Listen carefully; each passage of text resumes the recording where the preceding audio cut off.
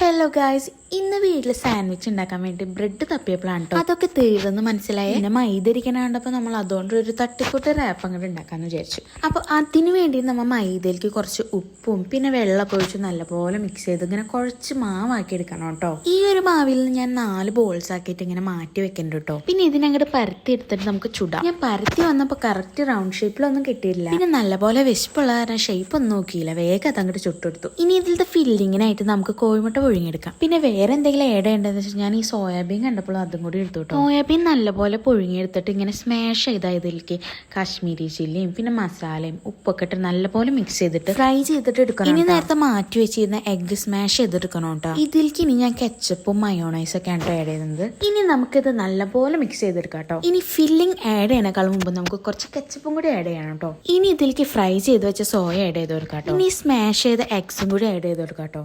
ഇനി ഇത് നമുക്ക് നല്ലപോലെ റാപ്പ് ചെയ്തെടുക്കാം കേട്ടോ. ഞാനിതിൽ വേറെ വെജിറ്റബിൾസ് ഒന്നും ആഡ് ചെയ്യണില്ല. വെജിറ്റബിൾസ് ഇഷ്ടമില്ലാണ്ടൊന്നല്ല, ഇനി അതിന് വേണ്ടി സമയം കളയണ്ടല്ലോ എന്ന് വെച്ചിട്ടാണ്. അപ്പൊ നമ്മുടെ റോൾ ഇവിടെ റെഡി ആയിട്ടുണ്ട് കേട്ടോ. ഇനി നമുക്ക് കഴിച്ചു നോക്കാം. ഇതിൽ ഫില്ലിങ്ങും എല്ലാതും നല്ല അടിപൊളി ടേസ്റ്റ്. ഒരു റൊമാലി റോള് റാപ്പ് ചെയ്ത് കഴിക്കണ ടേസ്റ്റ് ആയിരുന്നു കേട്ടോ. ടൈം കിട്ടുമ്പോൾ ഇത് എല്ലാവരും ഒന്ന് ട്രൈ ചെയ്ത് നോക്കും കേട്ടോ. ഇനി അപ്പൊ അടുത്തൊരു വീഡിയോ കാണാം.